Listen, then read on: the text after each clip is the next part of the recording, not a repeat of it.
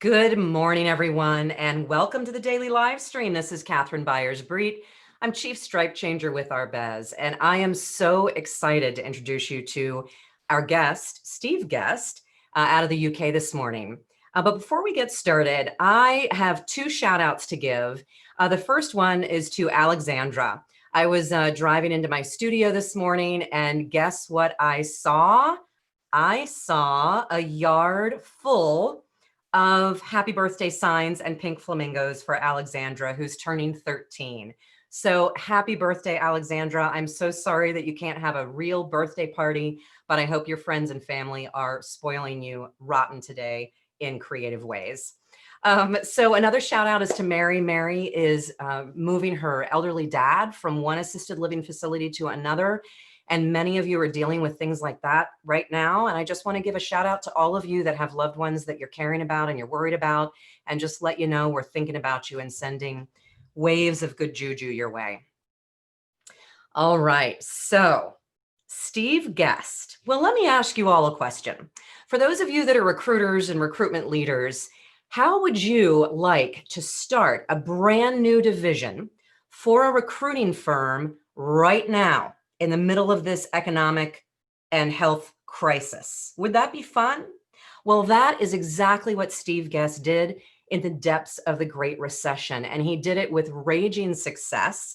And so, as I'm thinking about who to bring on as guests, I'm really trying to bring folks in who can share inspiring stories and proven strategies for success. So Steve is going to come on and talk with you about 5 creative ways that recruiters can stand out, add value, and help a ton of people right now while actually growing their business. So let me tell you just a little bit about Steve before he comes on with us this morning. He's been a recruitment specialist for 14 years in the UK, opening and building new regions, brands, and businesses, while specializing in the recruitment of permanent placement, primarily within the construction sector. But he'll share a little story with you. He is not your typical recruiter. He is not like me, loud, flamboyant, gregarious. That is not Steve. He is understated. He's insightful. He's methodical. And in fact, he got rejected the first time he applied for a job as recruiter. And yet he fast became a top biller and is now training and mentoring recruiting firms all over the world. I want to say welcome, Steve. Good morning. Thanks for joining us from the UK. Good morning. Thank you. Thank you for having me on here. Yes. So it's midday. It's 2 p.m. for you. Is that right? That's correct. Yeah. It's nicely raining and very grey at the moment. Well, your gardens will be beautiful. That's what my mother always said. The ducks will be happy. When I complained about the weather, she was from England, and so she always said, the flowers will be happy. So before we talk recruiting, I have to ask you about this Fuerteventura job that you took right out of college. What's that all about? Okay, so I was always a academic student. I was always the one that worked very hard, sat at the back of the class and studied at school and at home. And I was the quiet, unassuming person that perhaps lacked a bit of confidence. So I went to be a holiday rep straight out of college because I knew it would push me into being something that I wasn't. It would put me well out of my comfort zone. And taking part in things like bar crawls and cabaret were at the time probably the furthest away from who I was. So I did it because it made me do something I was frightened of and allowed me to build as a person. Go on, I was going to say, and I also met my wife, or my now wife, and we're going back about 20 years, so something went well. Nice. Apparently she liked the fact that you got up on stage in a little skirt. Did you actually dance in the cabaret? Yeah, badly. Joking. I assumed you simply introduced the cabaret. I didn't know you actually hooked up on stage. No, I was an active member. I love it. All right. So I love that story, not only because it says a lot about, it tells me a lot about who you are and, quite frankly, why you are a top biller. which is why your book, which I am not quite to the end, but I'm devouring it, about how you became a top biller. And a lot of it involves getting out of your comfort zone.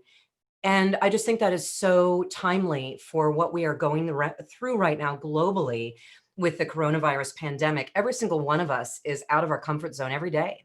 Yeah. And so, today we're here to talk about how to be successful in the midst of all that. And I think just it's a really good reminder that sometimes it's good to be out of your comfort zone, and good things can happen.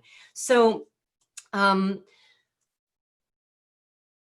how did you build a division from scratch in the middle of the recession? It was very difficult, to be honest. So I'd recruited for construction staff for a couple of years. So I'd already built a bit of a reputation for who I was and within my market. I moved to set up the division in Birmingham in 2008.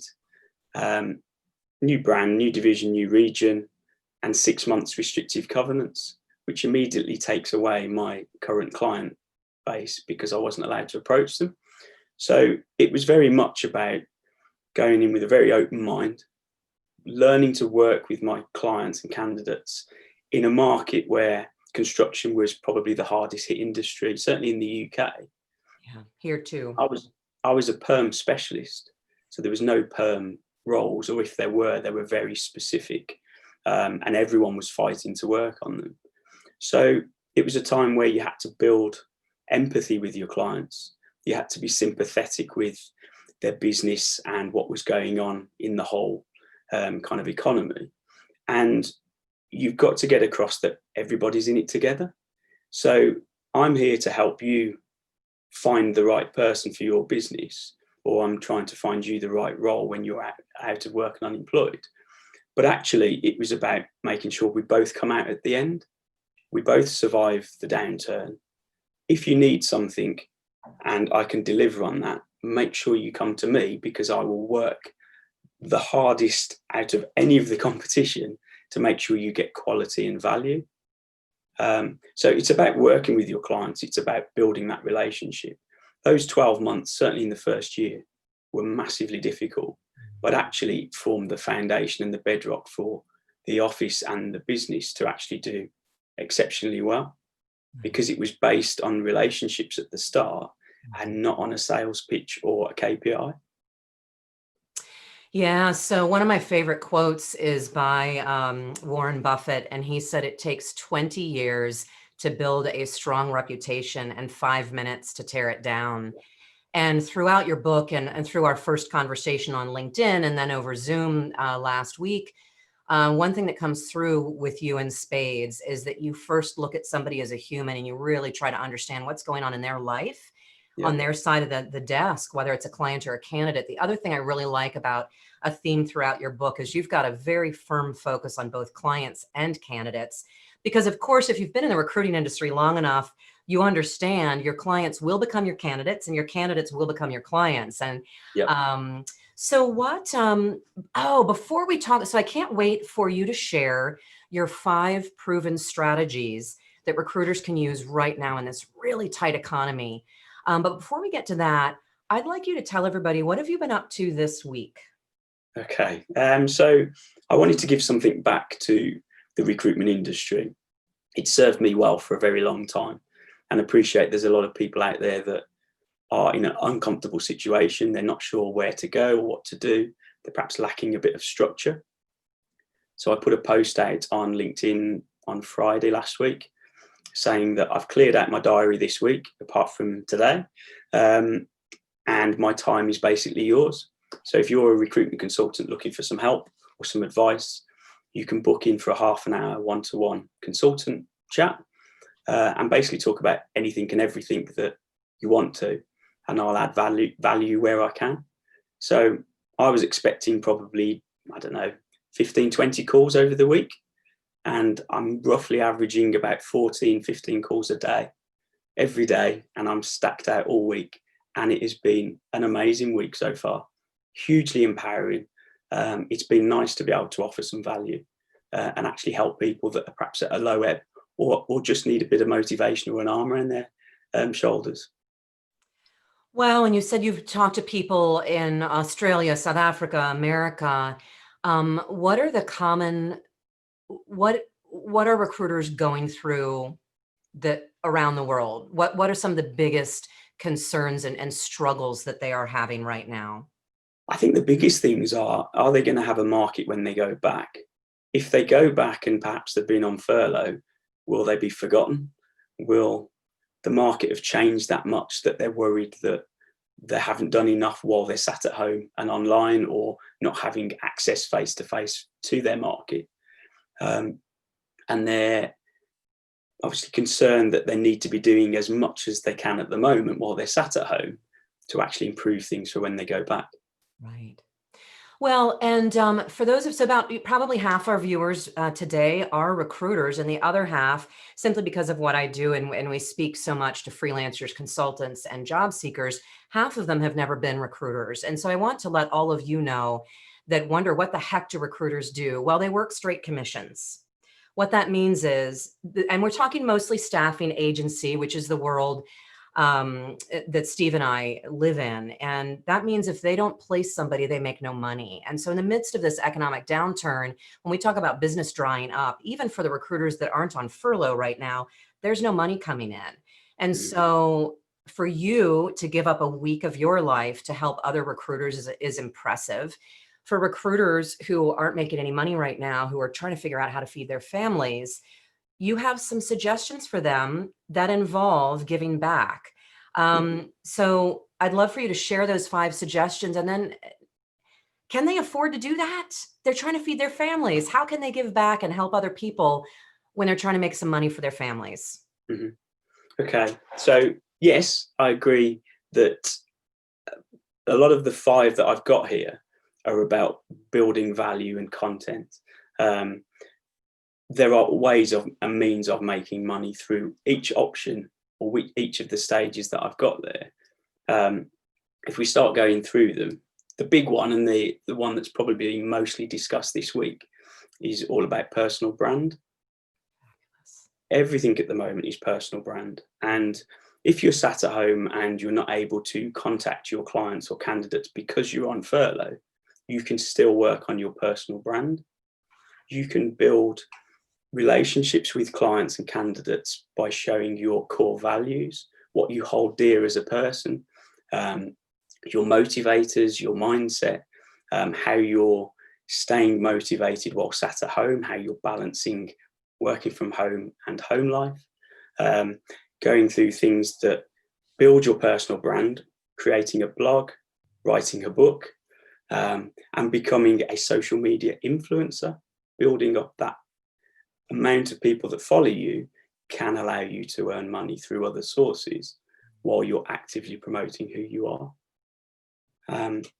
Second one I've got as adding value in your current market. So this is for you to be able to create you as an individual as being that key person of influence in the market that you work in. So you start doing research, you create content about the field of work. So for me, construction related news, you're going after areas where the market is busy. So healthcare, hospitals, areas where they need staff to be able to provide the service to cope with the current pandemic and everything that's going on. You are facilitating a service, but you're also promoting yourself as a consultant that can help and deal with the situation. And you're still building your brand as a key person and the go-to person. Number 3, I've got consultative value. So you are able to offer value back to your market by way of CV coaching. You can help people that may well be looking to move when the markets come back. So you can do CV services, you could rewrite CVs, you can help them with their LinkedIn profile, interview techniques. You could be interviewing on Zoom to give people that are perhaps nervous at interview the ability to get over that hurdle. So they interview better when you get them their next opportunity. And it helps you improve your process because you start to understand individual concerns about being on the other side of an interview. Uh, You, Um, Could Sorry. you talk about CVs, and to our American viewers, we call them resumes over here. Okay. Um, a recruiter that I worked with, I started out in IT consulting, and a recruiter I worked with thought that the guy's name was curriculum vitae. Picked up the phone. Hello, may I please speak with curriculum vitae? Yeah. But anyway, so helping candidates with CVs and interviewing and resumes, that is a Yeah. wonderful gift. It could also be from the client perspective. Perhaps clients aren't great at the recruitment process. They do their day job excellently, but they're not used to questioning someone on their job history and seeing whether they bring value to the role they're recruiting for. So it may well be you start talking to your clients and say, is your recruitment process efficient? How can we improve that? And can I be of service to you to make that better? Nice. You can be a career coach, obviously, as well. So talking to candidates that perhaps feel a bit stuck where they are, offer them calls to say, okay, well, what's the next stage? Where are we heading? And you can point them in the right direction. Number 4, something I had to do back in 2008. I went in as a perm recruitment consultant. The perm market was not there. So I ended up having to cover the freelance side. My methodical, structured approach does not necessarily suit freelance. In order to create the market, I had to change my direction and look at freelance. But I also looked at other areas within construction. So I do commercial roles, surveyors, buyers, planners, estimators. But actually, I started looking at receptionists, administrators, HR, account staff, still within contractors, but it changed my field of specialism and then allows you to have a wider market because you can go to local SMEs and talk to them about their support and back office staff, because you start building up a contingent candidate workforce. And the 5th one, I've got changed service offering. So something that I'm currently doing at the moment, I've recruited permanent construction staff for 14 years. I'm now looking to help consultants, recruitment businesses, small recruitment businesses actually be more efficient and be better at what they do. So what I've learned from this week is there is a huge market for me to go and support those individuals and help coach and mentor them to be bigger and better. So I was just laughing out loud about the freelance and consulting because that's the world that I grew up in and that's the world I lived in. I have done some permanent placement, but most of my career was in placing consultants. And so I don't want to put words into your mouth, just to help people understand in 10 seconds flat, what's the difference between permanent placement recruitment and freelance recruitment? For me, if I was going to put it in one sentence, if it's from a recruitment consultant perspective, permanent is structured, slower, and temp recruitment is fast. It's quick off the mark. It's having names in your head that you can get there to start Monday, and it's the reactivity of working. Yeah. Does that answer the question? It does, absolutely. And so that's less for recruiters and more for our viewers who are looking for jobs because, and you and I both know this, we've both been in the industry long enough, the first jobs to come back on the heels of COVID-19 are going to be contract, which is why you had to shift your business during the Great Recession. And so I just want to alert everybody that's listening in. If you want a new career, a new job, you really do need to be open to considering freelance and contract. You don't have to take it, but be open to it because there are going to be many employers who are skittish about making long-term commitments to anything. And they're going to be more comfortable bringing you on either on a project basis or perhaps temp to perm. And so, but when a recruiter calls you, man, it is chop, chop, chop, chop, chop. I used to compete with 15 other vendors and I had 48 hours to put my 3 best candidates in front of them, sometimes 24 hours. So anyway, couldn't resist that. It's so fast. Yeah, it gives me headaches thinking of temp recruitment. Which is why recruiters want to get on and off the phone with you in 5 minutes, not because they don't want to talk to you for an hour. They don't have time. And if they don't get those candidates submitted, they lose the opportunity and you don't have a job and they don't make any money. So it's kind of, That's that world. All right. So we've got about 12 minutes left, and I would love to take questions from our viewers today. So if you're listening in and you're with us live at ourbez.com/live, chat away. Steve's here with you for the next 10 minutes. Bring some questions. He's been generously giving of himself all over the world this week. And I think you're probably a little exhausted, but you seem high energy today. Yeah, I think that's the copious amounts of caffeine, to be honest. So while we're waiting for folks to bring questions forward, you talk about changing your recruitment type and changing your service offering. And during the Great Recession, you leaned in and built that recruiting industry. We leaned left.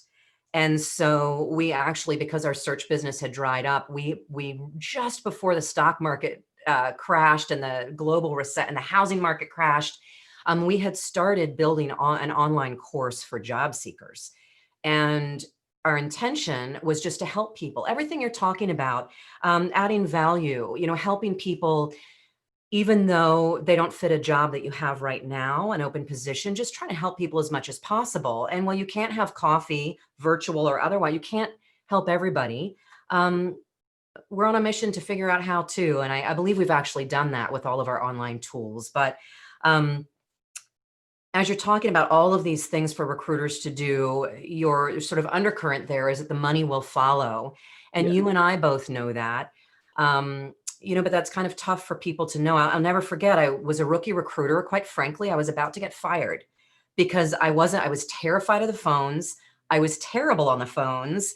I was insecure. I didn't know what I was doing, and I was about to get fired. And fortunately, my boss figured out what was wrong. And he came in one day and sat down and he looked at me and he said, "Are you having fun?" And the truth was no. But I didn't say that to him. I said, "Yes." And he said, "Do you want to succeed as a recruiter?" And I said, "Yes." And he said, "Then you need to understand something. We are not the Red Cross. You cannot help everybody." Yeah. And I got to tell you, my heart dropped to the floor because I thought I took a job helping people as a recruiter. And to have him tell me I couldn't help everybody was just, I didn't like it. And you know what? It was a defining moment in my career. He lit a fire in my belly and I smiled through my teeth and I said, "Okay." And he said, "Take the weekend. I want you to think about it. And if you still want the job, it's yours." And I came back fighting, but I knew I was going to eventually find a way to be a phenomenal recruiter and help everybody. And lucky for me, technology has enabled us to do that with online courses for job seekers and freelancers and consultants. But it took a while. So what if you're a recruiter and you're trying to be smart with your time? That's my question that I'm going to get to. When they're thinking about branding and helping all the people that they can right now, how can they do it in a smart way so that they do one thing and help as many people as possible? Yeah, I think it's, for me, and obviously we've been talking for a couple of weeks now, it's about having a defined structure for me. And it's about putting value on your time. If you don't value your time, somebody else will value it more than you do. And you'll end up working their agenda, not yours. So it's vital that you have a structure and a set plan every day. And you have probably 3 to 5 main goals or targets for that day that will achieve your goals or get you a step towards that. And it's about knowing where to put them and how to do it to enable you to start billing more smartly. The moment you start valuing your time, actually it will start paying dividends because you're working on where you need to be. So for me, recruiters that are sat at home that have the time now to be able to build better client lists, start building better relationships, because it's a conversation and not a sales pitch. It's about getting to know your clients, getting to know your candidates, what they're looking to do, what their concerns are for the next few months, and how you can help alleviate some of them concerns for them to know that you're with them. If you're building a candidate pool, your client knows that you're going to have people ready to go for when they get back on site or they get back in the office. You've got to start putting yourself out there to be able to offer that value and alleviate the concerns, because there is a lot of concern at the moment. So any elements you can elevate yourself to be the person that can help and find solutions Yeah. is the best way forward. Well, and your story about what you did during the Great Recession, you stayed very focused on the construction industry, and Mm, you set yourself apart as the go-to person and resource for all mm, things construction industry. So you resisted the temptation, which I made a mistake during the recession. I thought, oh my gosh, I've got to help everybody, and so I went wide and skinny and shallow, and I got very stretched very thin, and I was trying to rewrite resumes for anybody who asked, because of course as a recruiter you can write a resume for $1 million executive and a production worker. And so this time I'm being a lot more careful about how I spend my time, and when I'm helping to rewrite resumes, I'm doing it for consultants that are in my zone. And what I'm doing to help the rest is live streaming every day. Then I can help 1 million people, and blogging. And mm. so just stay very focused on your industry. So we've got a question from John, and he wants to know, what is one thing that I can do for my candidates right now that you think will make the most sense? For me, it's keeping that relationship going. So you need to be and offering that consultative approach, that we don't know what's going to happen within the market, regardless of market or sector. But the fact is, you're on their side. So you can help support them with their CV, with their profile, with their concerns, with their thought process in terms of moving forward.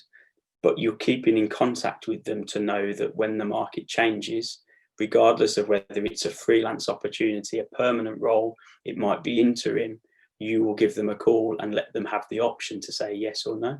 Nice. So we've got a great question from Alex. You're going to love this one. He's brand new to the recruitment business, enjoying it immensely, even during this tough time. But at this point, he's a generalist. He works for a firm that does all things all over the country, with no industry focus or specialty. Do you think that he should pick a specialty at this time, or keep moving forward as a generalist?